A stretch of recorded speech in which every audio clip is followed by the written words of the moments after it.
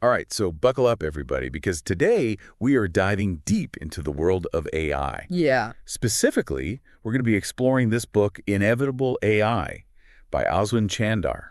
Sounds pretty intense. Oh, it is. What's the big takeaway here? Well, Chandar argues that, and I'm just going to say it up front, AI is going to be a bigger deal than, well, Then what? Bigger than the internet. bigger. He's talking like discovery of fire, kind of big. Wow, okay. I'm intrigued. So is this book like all doom and gloom? No, actually. Right. It's more like, look, this is happening. Generative AI especially is changing the game, and we need to get ready. Generative AI. Right. That's the stuff that's writing poems and composing symphonies, isn't it? Exactly. Yeah. But also so much more. We're going to dig into all that, see how this stuff could everything. Work, art, even how we think about being human. All right, let's fire this thing up. Okay, so this fire analogy is Yeah. kind of the heart of the book, right? Yeah, Chandarr really leans into it. I mean, think about what fire did for us. Gave us warmth, I guess. Right, warmth. But also cooking, which, revolutionized how we eat. True. More calories, less disease. Exactly. And then, boom, steam engines. The Industrial Revolution. All powered by, you guessed it, fire. Okay, so AI is our new fire. Kinda. It's about how we harness information. See, fire, it gave us control over energy. AI, this is about control over information, how we process it, understand it, even create it. So like instead of burning logs, we're burning data. Well, not exactly burning, more like refining, I'd say. Okay, I see. So let me get this straight. AI is going to be this massive shift in how we interact with information itself. Exactly. And just like with fire, there's going to be good and bad, incredible potential, but also risks. Right, like fire can keep you warm or it can burn your house down. Precisely. Which is why Chandarr lays out these 8 key lessons, like a roadmap. A roadmap, I like that. Yeah, to navigate this whole AI thing. So lesson 1, AI can solve huge GE problems, things that have stumped us for centuries. What? Give me an example. Okay, think about climate change. One of the biggest challenges, right?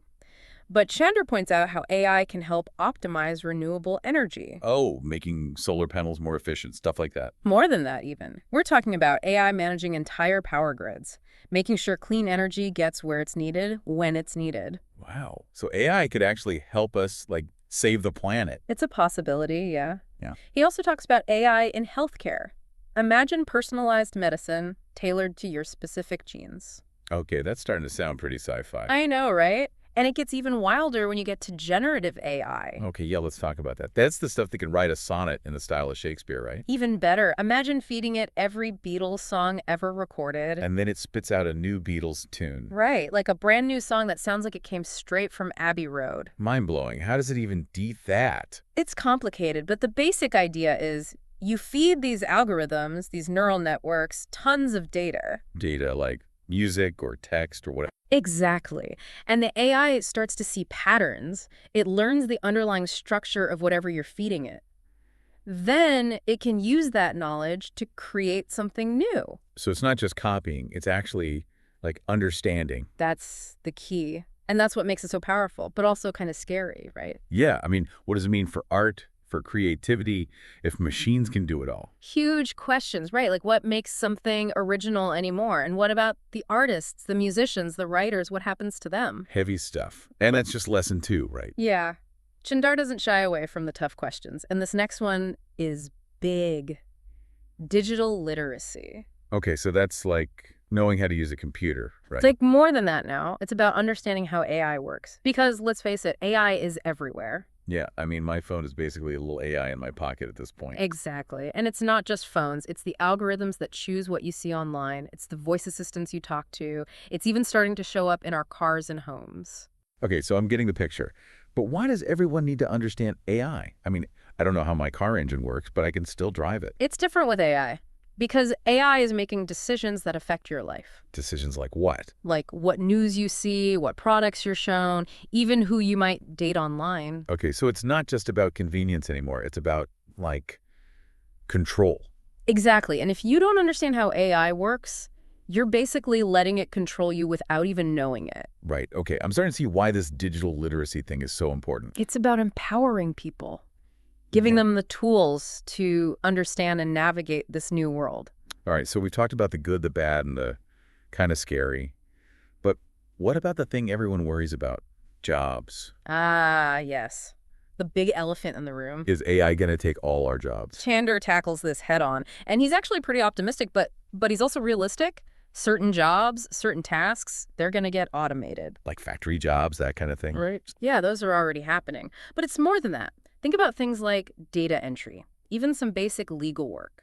So lawyers are out of a job. Not all lawyers, but some of the more routine tasks, yeah, AI can probably do them faster and cheaper. So what are we supposed to do? Learn to code. Coding is important, but it's not the only answer. Chandarr talks about focusing on skills that AI can't do.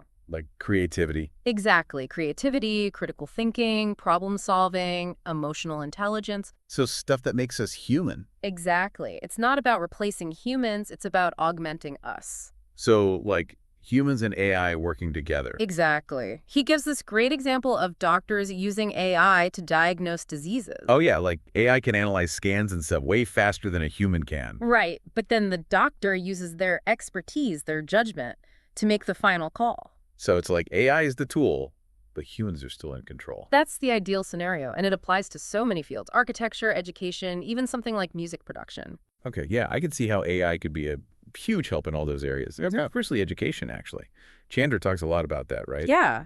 He sees AI as a key to making quality education accessible to everyone. So no matter where you live or how much money you have, you could still get a great education. Exactly. He talks about personalized tutoring systems, AI-powered learning platforms, virtual reality classrooms. Virtual reality classrooms, that's wild. I know, right? Imagine learning about ancient Rome by actually walking through the forum virtually. That would be amazing. Okay, so we've talked about the power of AI, the need for digital literacy, the impact on jobs, and the potential for education. But is Chandarr just like blindly optimistic about all this? No, he's definitely aware of the risks. He talks a lot about ethics, about the need for responsible development. So like making sure AI doesn't become Skynet. Exactly. He talks about bias in algorithms, about the potential for misuse, about the need for regulations. So it's not just about building cool technology, it's about thinking about the consequences. Exactly. And that's where his final lesson comes in: planning and foresight.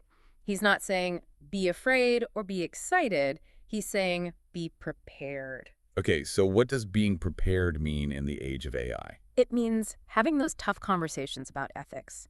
It means investing in education and training for the jobs of the future. The jobs that don't exist yet. Right. And it means thinking about how we raise our kids in this world. Oh man, that's a whole other deep dive right there. It is. But Chandarr actually offers some great advice on that. He talks about fostering critical thinking skills, adaptability, a strong moral compass. So basically raising kids who can think for themselves, who aren't afraid of change, and who know right from wrong. Exactly. Those are the skills that will be valuable no matter what the future holds. So the big takeaway from all this is that AI is more than just a technology.